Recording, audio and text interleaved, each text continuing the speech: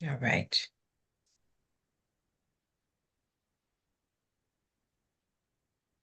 All right. Peace and blessings, everyone. This is Dr. Akua with A Life of Peace Wellness Education Institute.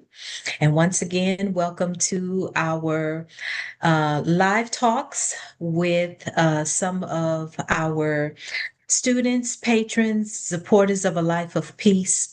And tonight we are speaking with Cathyann Ellison. And she has been a part of the A Life of Peace Dream Team, as I want to call it, for pretty much the whole time that we've been in existence. And I am so grateful to have relationships with so many wonderful people over the years, and then to just see how people flourish with the information that has been received from a life of peace and also beyond. So, for those of you who want to comment, add questions, please do so in the chat here. And also, don't forget, if you haven't subscribed to our channel at A Life of Peace, please do so as well. And Cathyann, welcome. Peace and blessings, beautiful one. Thank you so much for inviting me. It's a pleasure to be here. Oh, wonderful. Okay, now if I could have you just speak up a little bit higher, you can also look in your Zoom and adjust your volume to make sure it's up all of the Is that way better? because it was, yes, Okay. much better. Okay, good, good. All right, so look, you and I have been on this journey for quite a while, and I truly, again, just appreciate knowing you, knowing your family, seeing how you all have flourished and just done the thing. That's all I can say. Just did it. And you have been that person that has been in like all over the United States with your healing work, from New York to Atlanta to Texas. I mean, and just being so consistent in how you've provided what you've provided for the community. And I greet the divine in you and I say thank you for that. Thank you. So I have one question Okay. for you today. And I would also like you to start off with an introduction so that everybody can kind of get to know who you are and what you do and how you do what it is that you do.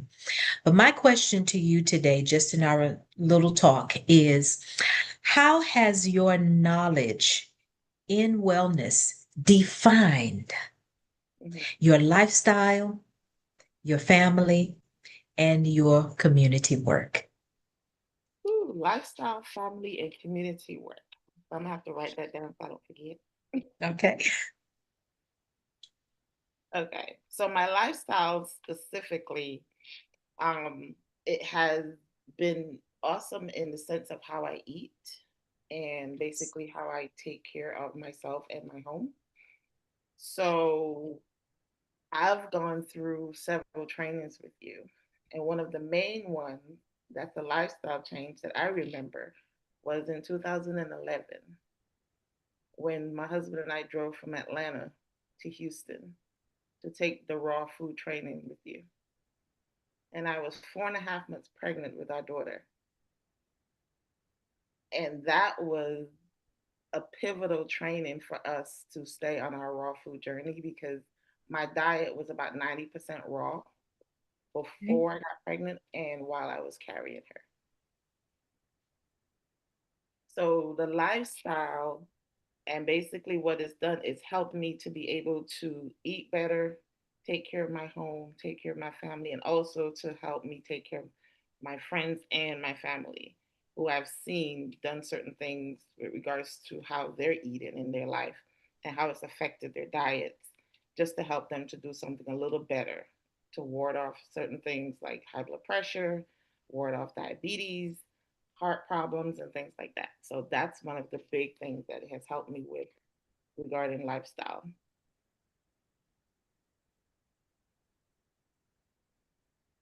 And then with my family, my daughter now, who is 14, and just teaching her how to take care of her body, how to eat, and how to do certain things. And she cooks now too. So it's wonderful to see her in the kitchen cooking, and also seeing how she will just go to the cabinet and get certain herbs, certain tinctures, certain things when she knows what's going on with her body, what she needs to go and get. So that is one of the things I've learned from you. And I've also passed on to her so she can now know how to do it. And she also uses different medicines and stuff when her brother comes to her, who's 7, to tell her something's going on with him, maybe that mosquito bite or something, or his throat is hurting. She knows exactly what to do for him. So it's really, been wonderful. And even my husband, because when I met him, he was vegan, but he was cooked vegan. So I introduced him to a lot of the raw vegan things that I was doing. And that opened up like a whole other world to him and teaching him how to do that. And even my mom became healthier too in what she does. Even now that I'm not in New York with her, she still carry on a lot of the things I've taught her, and I've shown her what to do as well. And she doesn't have any diabetes, high blood pressure, anything like that. And she's almost 70, so she's been doing very well for herself as well. And within my community, the work that I do, besides health and wellness, I work as an occupational therapist, and my main population that I work with is elderly. So I get to engage with them and share with them a lot of the things that I do diet wise. And they're always intrigued when I say certain things. Like, for instance, I had one patient who she was suffering with sciatica for so many years. And one of the things that I had experienced with sciatica when I was pregnant with my daughter, both of my sciatic nerves were irritated while I was pregnant. I think I was about 8 months at the time when that kicked in. And one of the things I learned was that if you combine two certain herbs together and take those in tincture form, it eradicates that pain. And it worked perfectly for me. So just seeing that and then sharing that with her, she was able to then do the same thing for herself. So just simply sharing and helping people around me to just heal, or help their bodies get supported in healing is something that I enjoy doing. Now, you've been on this journey for quite a while. And, when you say 2011, that sounds like a long time ago. Yes. That sounds like a long time ago. When we say 2000 now, it's like, ooh, that's a quarter of a century already. Mhm. So, in terms of the lifestyle, um, you have, again, you've taken quite a few courses through A Life of Peace. And I heard you say that within your family and community, that food piece has been the part that has been most significant Mhm. in how you've helped people along on the journey. Now, you've gone from the East Coast down to the South, and then now into the Southwest. So, along that journey of going to different places and being around different communities, what would you say is some of the greatest needs that you've run into in terms of the people who have come your way that have reached out? Because I know once before you were doing a lot of womb wellness work Mhm. with women Mhm. as well. So can you tell us a little bit about the womb wellness work that you've done? Oh, definitely. And I'll go back even a little bit further because the womb wellness work started with me Okay. back in, it was about 1998. Around that time, I was going to school. I was going to graduate school. So I wasn't really interested in, a relationship or having a child at the time. I was just focused on my studies. And I was given a diagnosis of PCOS, which is now called PMOS. I think they recently renamed Yeah, it. they changed the name recently. Yeah. Yes. So that was the diagnosis I was given. And the doctor, he just told me, just flippantly, you have PCOS. And this was me going for my annual pap smear and all that stuff, my annual checkup. And he just flippantly said, oh, you have PCOS. I was like, okay. And he was like, I need you to come back this weekend and have an ultrasound done to get a definitive diagnosis. I was like, okay. So I did that, drank the water, sat in the waiting room. They did the ultrasound finally. And his response was, your ovaries are larger than most women's and they have a lot of cysts on them.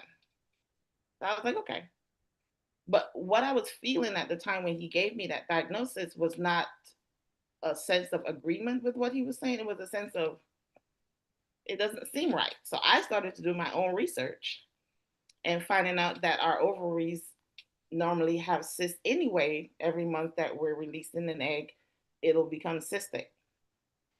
And the reason why he gave me that diagnosis, I've realized too, is because I had extra hair on my chest area and on my abdomen. So when he did my exam, he saw that, and that was his first indication to say that this is what I had. So after that, I switched doctors, went to a female doctor who was from a different nationality altogether. And this doctor was also an osteopathic doctor instead of a medical doctor, just to see what, she was going to say. Went for my appointment with her, told her what this other doctor said. And the first question she asked me was, are you having a regular period? I said, yes. She said, well, that doctor should never have even given you that diagnosis if your period was regular, but he never asked me that question or focused on that at all when I had that appointment. So based on what she said, I started doing more research because she still didn't give me an alternative to say you might have something else because of this hair growth. So in my own personal research, I found out that my real issue was estrogen dominance. So that led me down the path of finding out what foods I needed to eat to fix that, what herbs I needed to take to fix that, and all of that. So that's what kind of led me down that path, which kind of led me to one of my friends, Simone, who we both know. And she was actually the person who introduced me to you. And you were where I took my first womb healing class. And that's where I also learned how to make carrot tuna, and I've made it ever since. So just so you know, I've taught my daughter; she knows how to make it. So it's been awesome. So going from there and figuring that out, and then to the point, fast forward to getting married, planning to have a baby, and balancing my estrogen to where I was able to get pregnant with my daughter and have her. Then after she was born, like right the day after her second birthday, I had a miscarriage.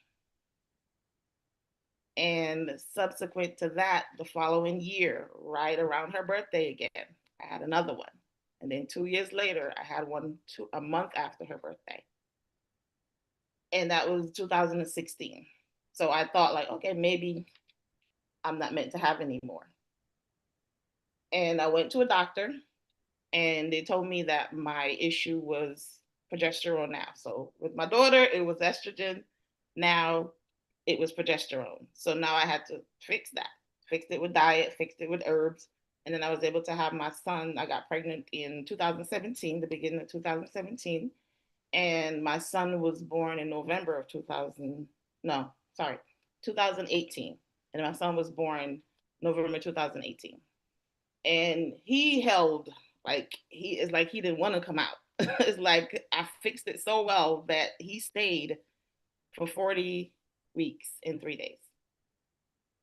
So that just that being my own testimony of using the foods, using the herbs, balancing my body, getting it back to where it needed to be so it can do what it's supposed to do.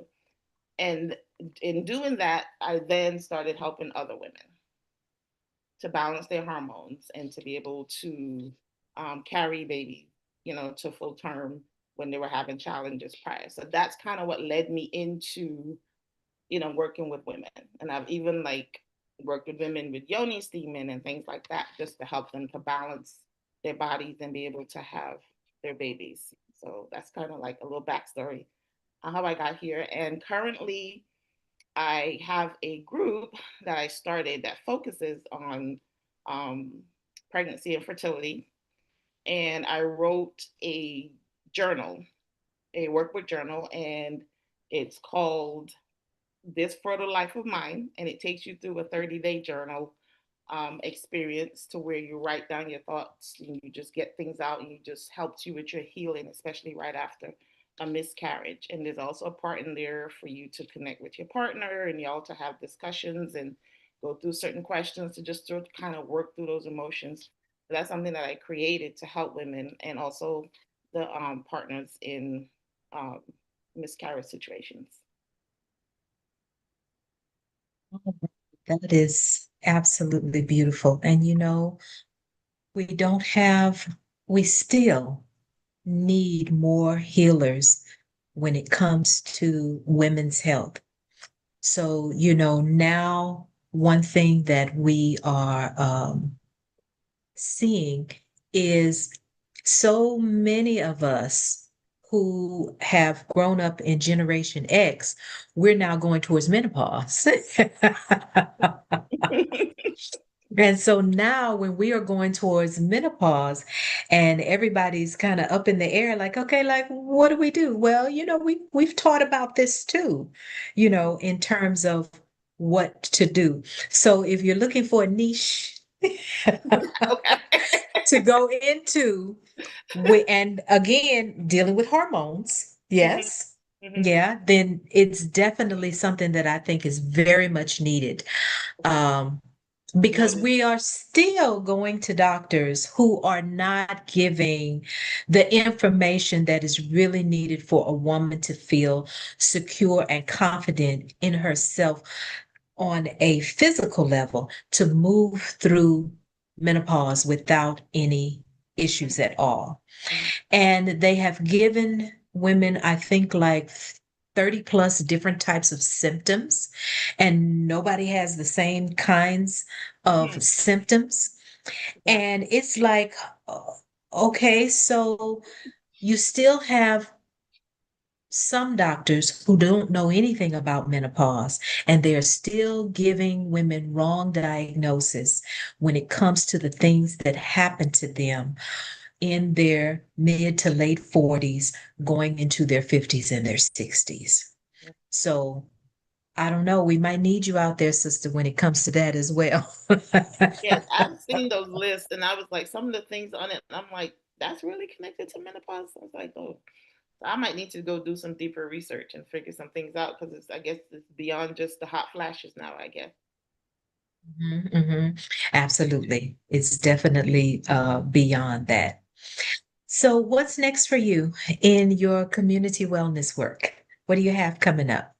Um, I'm still working like that. The group that I mentioned, that's like my new baby.